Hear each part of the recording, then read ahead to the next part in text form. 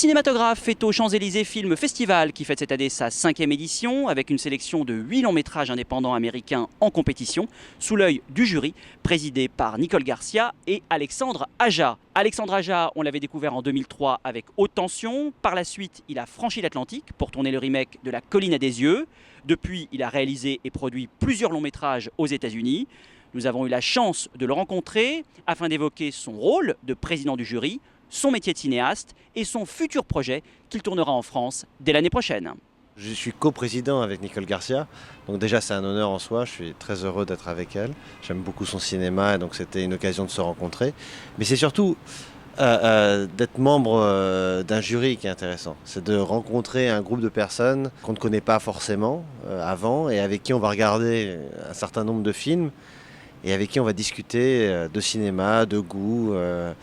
Et c'est très enrichissant, c'est vraiment une expérience que j'aime beaucoup. Donc c'est vraiment la première fois en tant que président, mais c'est pas la première fois en tant que jury. Et voilà, jusque-là, tout va bien. Je pense qu'il y a quelque chose d'assez fascinant pour un réalisateur de voir un autre type de cinéma qui est quelque part tellement loin, qui devient une sorte de mystère de est-ce que je pourrais, est-ce que je saurais faire ce type de film ? Même si j'avais une histoire, un scénario, et après, encore une fois, c'est souvent le spectateur qui va parler, c'est pas simplement le réalisateur. Mais j'ai pas d'a priori en me disant, oh, je vais chercher dans la sélection le film qui va être le plus en rapport avec ma filmographie ou le plus en rapport avec ce que j'aime écrire ou faire. Au contraire, moi, ce que j'aime, c'est voir des choses différentes qui vont m'inspirer, qui vont me donner envie de regarder sur d'autres histoires, d'autres personnages. Alors c'est terrible parce que c'est vrai, en effet, le cinéma indépendant américain est de plus en plus fragile, beaucoup moins distribué en France qu'il l'a été à une belle époque, une grande époque, il y a quelques décennies de ça. Mais en même temps, c'est la même situation un petit peu aux États-Unis.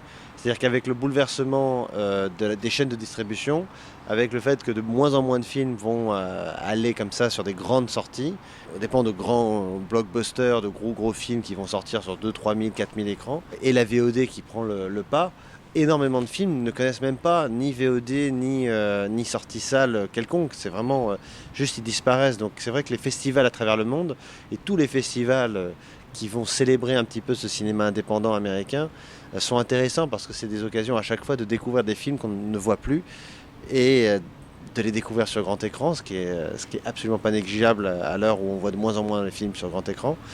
Et c'est vrai que ça aide. Alors après, moi ce qui m'a vraiment intéressé dans le Champs-Élysées Film Festival, c'est de voir une sélection de films qui n'avaient pas de distribution en France encore et de se dire que avec le jury, on va peut-être pouvoir mettre un petit coup de projecteur sur un film en particulier qui, grâce à ça, peut-être aura une sortie, peut-être salle, ou en tout cas une exposition en France et une petite notoriété en France qui lui permettra peut-être d'exister.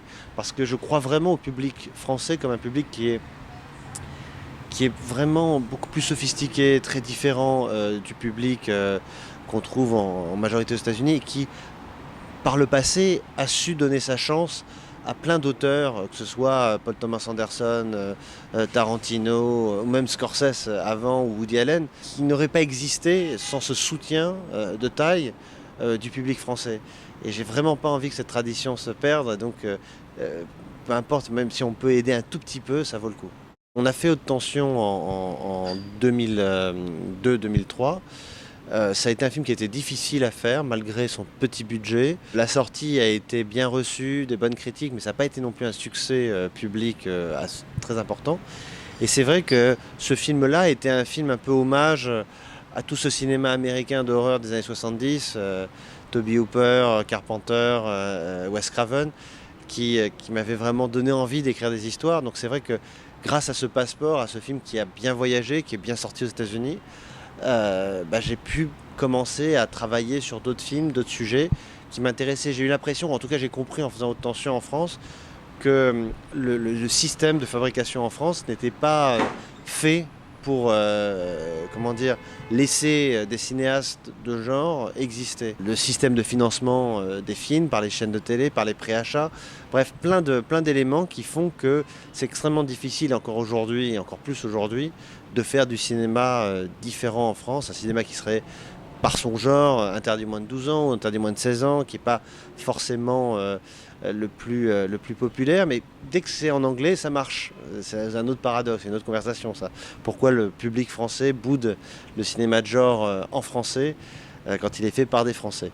Mais bon, ça m'est apparu comme une évidence. J'ai pas fait attention pour partir aux États-Unis, mais une fois que le film a été reçu là-bas, je me suis dit que ça valait le coup d'essayer, de tenter ma chance.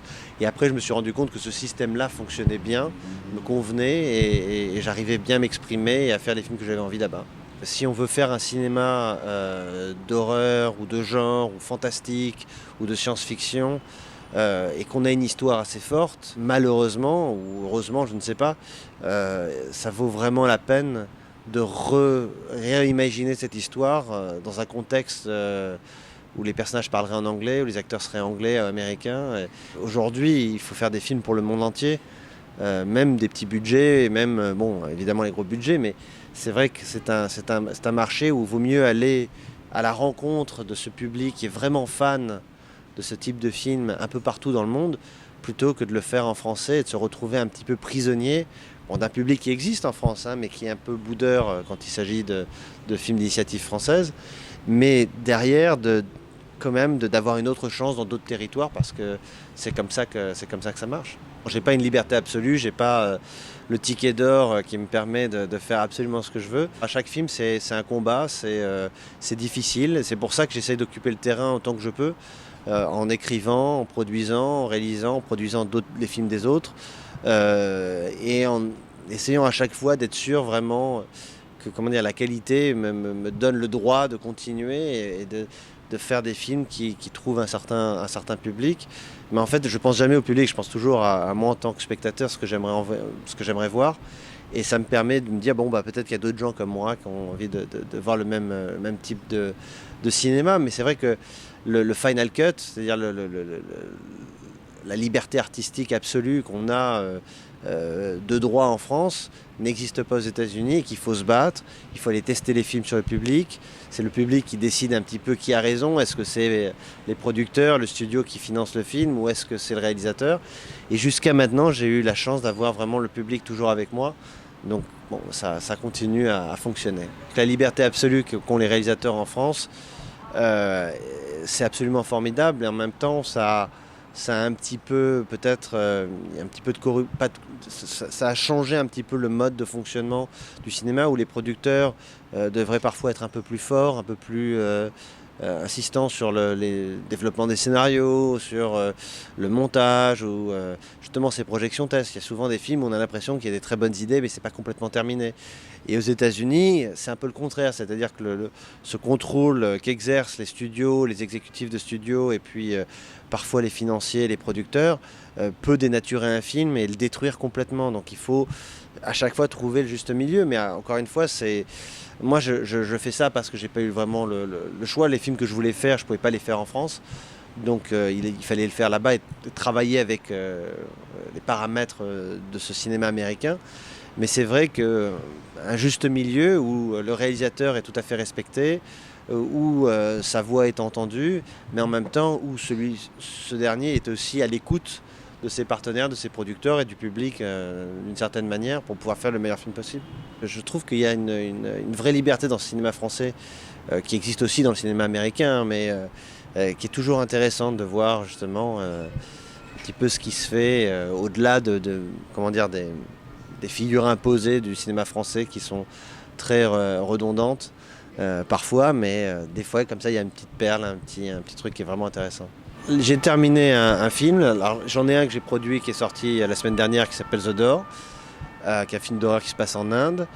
J'en ai terminé un autre en tant que réalisateur qui s'appelle La 9e vie de Louis Drax, qui sortira à la rentrée à l'automne aux États-Unis, je ne sais pas encore en France, qui est un thriller hitchcockien à la frontière aussi du surnaturel, dans le genre mais pas complètement dans le genre, en tout cas c'est pas sur la peur, c'est plus sur l'émotion. C'est une très jolie histoire, c'est un film que Anthony Minghella devait réaliser avant de mourir, et que son fils Max m'a proposé quand on tournait ensemble Horns.